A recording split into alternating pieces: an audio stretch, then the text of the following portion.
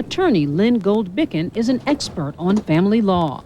If this case prevails, if she wins all the way up, it gives us some guidance as to what we can expect in the future for people who fall into the trap of believing that someone will take care of them forever without that little piece of paper. But critics complain covenant marriage is a way to sneak religion into public policy. The concept of covenant marriage is from the Bible, and in that section it says, "Women, submit unto your husbands." We are going backwards. Don't you think that $8 million is a pretty good sum for being married to a 90-year-old for a year? I don't know. That He could cost me a lot. for that. It cost me a lot more than that to do it. But with 50% of all marriages ending in divorce, do you want to risk the house that you and your 2 children are living in on the off-shot chance that you won't be part of the 50%? I know it doesn't sound romantic. And the fact is that if a woman does not want the baby and wants to give it up for adoption, the father still has the right to say, no, I want that baby. And she cannot give up the baby for adoption without his permission. But so she he has can have an control. abortion without his permission. She can, absolutely right.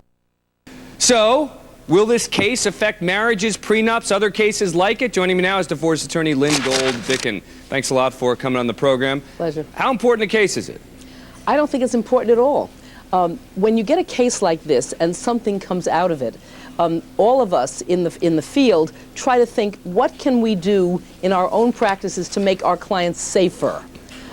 Prenuptial agreements are a good thing to do, and had he had one, it would have resolved the issue. Then there would have been no question about what he promised her. Most courts do not go along on "he promised me." They want to see it in writing. Look, the law says that everything you acquire together after the marriage is marital. Sometimes people live together for 5 years and they acquire a whole lot of stuff, but it's in his name. And now they get married, and if you don't have a prenuptial agreement, everything that was in his name before they married that they built together stays his. So if you're going to negotiate, you need to think about what's fair and what's appropriate based on what the 2 of them have contributed together. You know, if you want to save something for your kids from a prior marriage, or if you want to protect his ability to inherit from his father, or her ability to get the business from her dad, you know, that's something else. But you need to look, I think that Dan says it very, very well. What are your expectations? And what do you want to protect? And what should you not be sharing? Inheritance from Aunt Tilly, you know, dad's business. Mom's engagement ring. I give it to my son as long as you 2 are married. But you know what? If you leave, either give it to your daughter, or if you don't have a daughter, we get it back. There are lots of things that have to come into these.